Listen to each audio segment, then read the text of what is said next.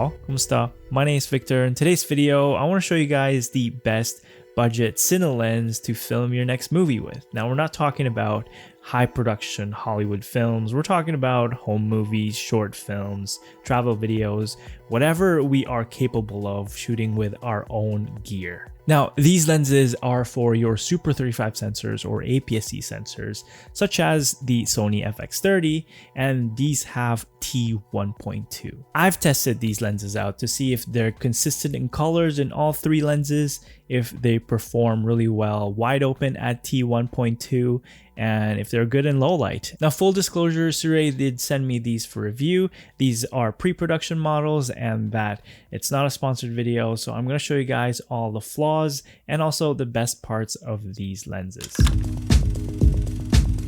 Now let's talk about the image quality. These lenses offer really good image quality for its price. In my opinion, they offer a clean look and that it doesn't have much character. Character is more like the look, the softness of it, the color renditions, and the little elements that get added into the frame. That might be the vignette, that might be the characteristics of the bokeh, and those little things. But so far, I would say this offers a clean look, great for corporate videos, great for product videos, and that this offers a clean slate for you to color grade to your heart's content. Now, what about the color renditions of these lenses? Now, I did find them a little warm to the touch, but comparing all three lenses, this 24 has a much warmer look compared to the other two lenses. And again, these are pre-production models and a lot of us gave our feedback to Sirui. So I'm really hoping that they fix the warm tone on the 24 compared to the other two lenses. At T1.2, it's really going to bring out the night shots or the low light shots that you've been craving to film. Now, the only thing that I worry about is focusing on these lenses because these are manual lenses. They don't have autofocus features. At T1.2, you're really going to have a hard time manual focusing, especially on the 55 because the depth of field is super shallow. Now, for wide shots, you're going to have an easier time, but let's just say close up, moving subjects, moving faces, and you have to keep track with them. At T1.2, it's going to require you to have the skills of a master focus puller. Now, the reason why you want Cine lenses is because it has little to no focus breathing. Now, when they reached out to me, they said these budget-friendly Cine lenses have little to no focus breathing. And that got me intrigued because that is what I'm looking for Cine lenses. And it holds true. I'm very impressed that these have little to no focus breathing, but at T8, you kind of see a little bit of movement, but it's acceptable. Very minimal, and that it's on par with higher budget Cine lenses. Let's talk about chromatic aberrations, and it's one of the downsides that I've found with these pre-production models, and I hope they fix this. Now at T1.2, it has obvious chromatic aberrations on the highlights, as you can see in my little silly tests. And when you bring it down to T2.8, it's less noticeable. And then at T4, it fixes itself. It's almost gone. You kind of can still see it if you really pay attention. But overall, if you're looking at the full image, you're not going to notice it at T4. Just a quick note that you're always going to be ending up with T4 or 2.8 because you're going to have to focus pull on these lenses. And at T1.2, it's just super shallow, especially for moving subject. And that T2.8 and T4 are good performers for these lenses. Now let's talk about the build quality on these ones. I really like the lightweight form factor and that it's really travel friendly.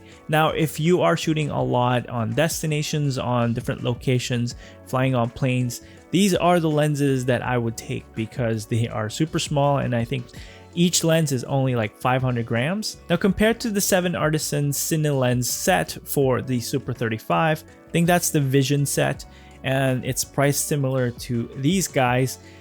The 7 Artisans one is a little bulkier and it has this solid feel. It feels like it's built like a tank and that it feels like a real heavy Cine lens. But these ones, these are all metal construction, but they are lightweight. This is gonna really complement the FX30's form factor. Form factor meaning that it's a small compact cinema camera compared to the big FX6, FX9 cinema cameras. So yeah, it's perfect for the FX30. Now, the only thing that I didn't like about the build quality is the focus ring. The focus gear on this one is super light. I wish it was more dampened, because if you are manual focusing with the 55mm, you're gonna have a hard time being precise with your focus pulling.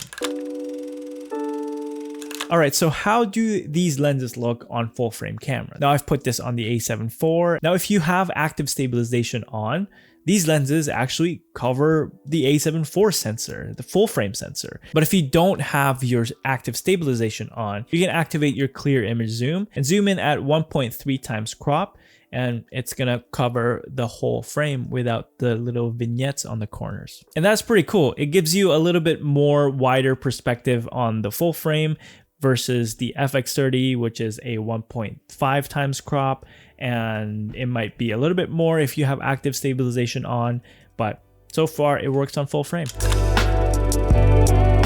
Now the two different colors have two different prices. The black one is actually cheaper at $309, and the metal gray one is at $349 per lens. And if you do want to buy the set, the classic black version comes in at $899 for the 3 lenses, and that the metal gray one is at $989 US.